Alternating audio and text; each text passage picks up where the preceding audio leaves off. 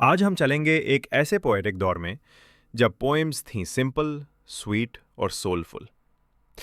Yes, we're talking about the Georgian poets. वो poets जिन्होंने poetry को नेचर, पीस और सिंप्लिसिटी की खुशबू दी जब दुनिया वॉर के अंधेरे में नहीं डूबी थी। सोचिए ज़रा, लंदन के किसी कैफ़े में कुछ यंग पोएट्स बैठे हैं और कह रहे हैं, poetry should be simple, like the voice of nature itself. और यहीं से शुरू होती है द जॉर्जियन पोएट्री मूवमेंट, एक नई पोएटिक लहर जहां पोएम्स ने विक्टोरियन एरा की भारी भाषा छोड़कर फिर से नेचर और ह्यूमन इमोशंस की तरफ लौटना शुरू किया। लौटने से याद आया, मैं हूं आपका होस्ट और दोस्त डॉक्टर लेट, and you are watching madness for Literaria. तो शुरू करते हैं ओरिजिन ऑफ जॉर्जियन पोएट्री से। जॉर्जियन शब्द आया किंग जॉर्ज पांचवें के नाम से, और इन्हीं के समय में पब्लिश हुई famous poetry anthologies Georgian poetry 1912 से 1922, edited by Edward Marsh. In poets का मकसद था पोएट्री को कॉमन लोगों के दिल तक पहुंचाना और उसे फिलोसॉफिकल या कॉम्प्लिकेटेड बनाने की बजाय सीधी, सुरीली और भावनाओं से भरी रखना। जॉर्जियन पोएट्री के थीम्स थे nature, rural life, love, peace और कॉमन मैन। उनकी पोएम्स में मिलता है फील्ड्स का सौंदर्य, बर्ड्स की आवाज़ें और ये एक peaceful rhythm of life. Language simple थी, म्यूजिकल और इमोशनल भी, जैसे कोई दिल से बात कर रहा हो। चलिए मिलते हैं कुछ फेमस जॉर्जियन पोएट से। रूपर्ट ब्रुक, पेट्रियोटिक पोएट, जिसकी पोएम द सोल्जर में है देश प्रेम की पवित्र भावना।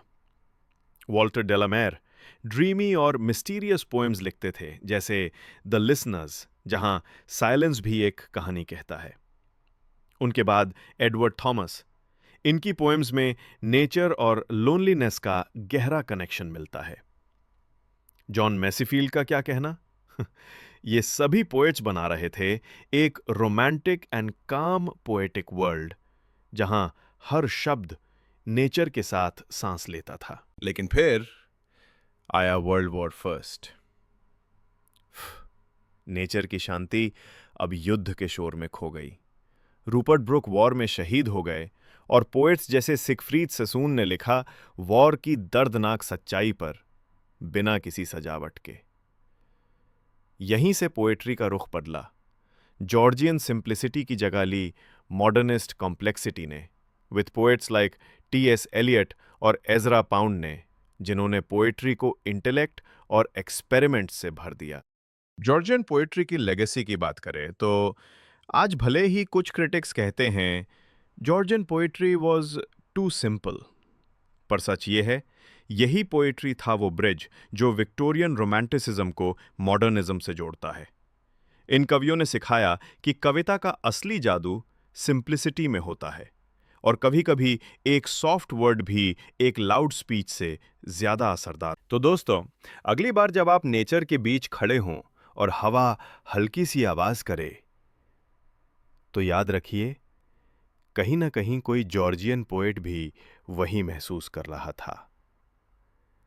This was the story of the Georgian poetry 1900 to 1945, The Calm Before the Storm, एक ऐसा सुनहरा दौर जब कविता ने सिंप्लिसिटी को अपनी सबसे बड़ी शक्ति बनाया।